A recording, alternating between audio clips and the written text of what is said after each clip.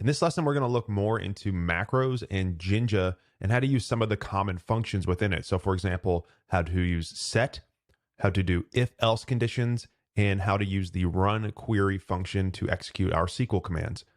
So again, just to recap, we're going to use the set command to store values. We'll use the if-else condition to run certain bits of code depending on a condition, and then the run query function to run the audit SQL query that we created in the previous lesson on hooks. So let's hop over to our project again. And this is kind of where we left off if you watched that video on hooks. If not, I recommend checking that out first because we're going to build on top of that. Currently in our project, there isn't a whole lot that we can do in terms of complexity and getting creative, but this gives us an opportunity to do it. So first things first, let's just look at one of these at a time. This is going to be kind of like a working session. So if we look at our audit log macro here, we have this query, looks fine, it works, but we can do better. So the first thing is using the set function, and set allows you to set essentially variables within your macro that you can then reuse. And the way to do this would be curly brackets and the percent signs. And within here, we're just going to say set, and then the name of the variable equals value. And that's essentially what it's going to be. And we mentioned this in the original section on macros, but it's best practice to set these at the top. So whether it's in your query or whether it's in a macro, setting this at the top is just best practice. So if we take a look at this, what are some values that we can pull out to set within here that potentially could be different for different people, or we just want to make it a little bit more cleaned up? The first things that I see are one, the utilities, the schema, and then the name of the table for this. We can do this here. And again, this might not be true in your real scenario. You may always want to hard code it, but I think it's still good practice to set it outside in case you ever want to change it. So for example, let's say we want to call this audit schema. And again, I think another reason here is just for readability, but we'll take this value and we'll set it as a string right here. So now we're saying set audit schema, essentially a variable here, equal to this value. And the way that we would use this would be similar to how we're using this from the arguments of the macro itself. So what we'll do is replace this, double curly brackets, and use the name of the set key, which would be audit schema. And this is going to replace this here. And we can do the same here now for DBT audit. So, and we can copy paste this, and instead of schema, let's say table, and we'll call it DBT audit. Now we can do the same thing here. Replace this. And now this is a little bit more dynamic. And we could do the same thing down here as well within this query. It's kind of the same. I'm sure there's a way we could consolidate these, but just for the sake of example here, let's just copy and paste. Just kind of a good practice to keep. And we will replace this here. All right, so just to confirm everything's good, let's do DBT run, staging, payment, app, transactions. You can pick whatever one you want. I just want to prove that this still works even when it's written like this. Okay, nothing broke. And if we go to our Snowflake table, we can see we have a new record right here. So everything worked as expected. Great. And now the last part of this fully qualified name would be the name of the database. In our case, it's probably always going to be this, but we want to make sure that it's always operating in a specific place and we can control it, and then it's dynamic depending on who runs it. One thing that we can do here is to set this, instead of being hard-coded, to be based on the target.database. And this is going to pull from our profile target. So again, remember these are targets and the database will be this. So in this scenario, it would be the same. But again, imagine if you had a different database for CI, for prod, and you wanted to audit these things separately. Maybe you don't want to mix up the auditing of some developers with the auditing of production. And again, just as an example, this is how we could do it to make sure that it's always dependent on our target. So that's how we could switch that, and this would work. The other thing that we can set here now is the query. So the query is right here. And right now, this is going to work. There's nothing wrong with it. But a lot of times when you run queries, you want to have it wrapped a certain way and just be more formal with how you execute your queries. And DBT offers a nice way to do this through what's called the run query function. It's the Jinja function, and I'll pull up the docs here. And what it is, it's a built-in macro that provides a way to wrap a statement block. And statements are SQL queries that hit a database and return results. There's some complexity behind it, but essentially using run query makes it a lot easier.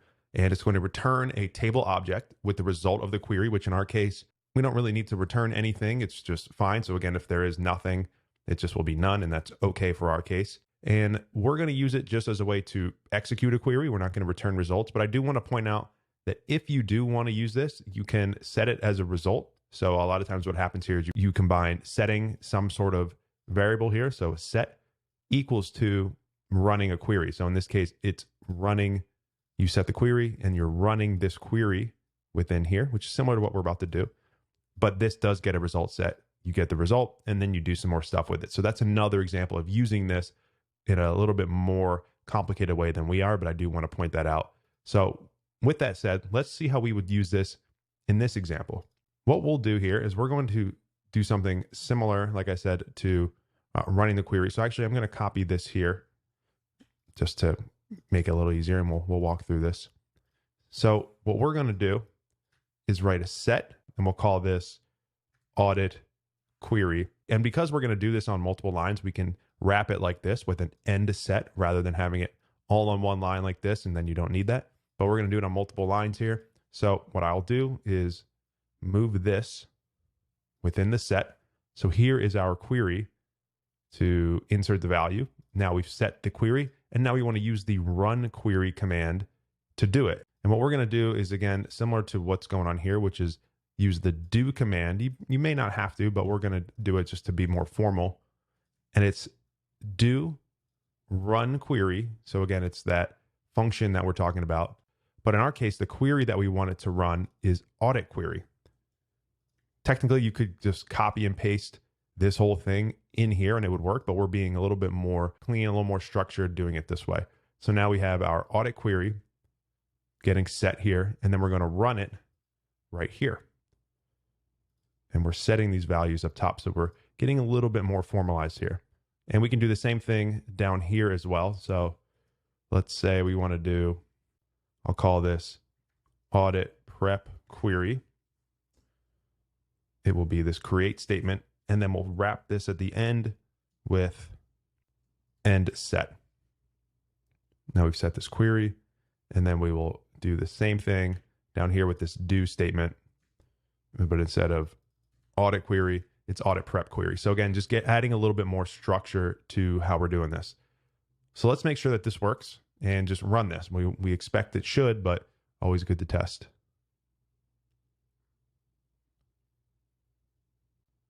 Okay, so that was successful. Let's go over to Snowflake. Check it out. 41, 42, close enough. Yep, this is the one. So that worked once again, as expected.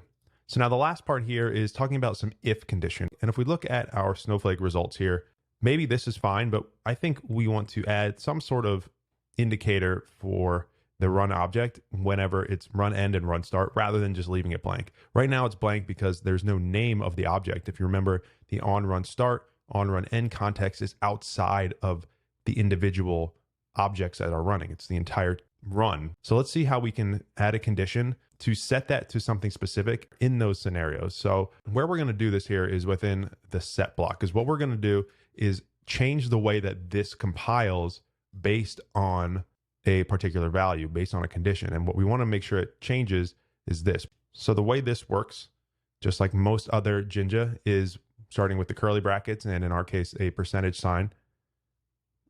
And what I'll say is the condition. So if condition, make this generic to start, if condition, then it will continue on to this. Else, and then whatever we want in here. And then just like we end a set, we're going to end if. So if this is true, whatever we say here, compile with this query, else compile right here, and you can add more conditions if you want. We're just going to do 2, and then it ends it right here with the end if. And all of this is within the context of this set here, which will then get passed there. Kind of a lot at once, but that's why we're going through one at a time. All right, so what we're going to say here, remember this value is based on this name. And what I want to say is if this dot name, and by just leaving it here, it's basically saying it's true, but we don't really have to indicate that here, because if we leave it like this, it's implied that that scenario is true. So we can just leave it like this. So it's saying if this name has a value, then move forward with this. The reason I don't have to put the brackets around it like we do here is because it's already wrapped within this block here. So it doesn't need to have that put there again, right in this context. If that's not true, it's going to move on to this. And what we want to do is replace this with something else. And you could put whatever you want here. I'm just going to say NA, meaning this is not applicable because it's not a model, but the audit activity will still be run start, and it should all work together. And that's the end of the if, and it should work as expected. So let's run this now. So what we would expect is it's going to have NA, and then the name of the model, NA again for that scenario. And if we go to the logs, we could probably see that, but let's just go right to Snowflake. Refresh. So here it is, NA, and the other two as they were before, and it's all working together. So now you can see how to use an if condition within it. And if we look at our code now, I mean, this is getting pretty legit in terms of what this looks like. And you can see we're using a couple different components now. We're using the target, we're using set, we're using arguments, we're using if conditions. You could have while loops. We're wrapping it in the run query. So there's a lot going on here. And I would recommend as you build your macros in a real environment, in a real scenario where there's more complexities going on, consider using different functionalities like this and organizing your macros in a way that makes sense, that's clean for other people to use and maintain in the long run.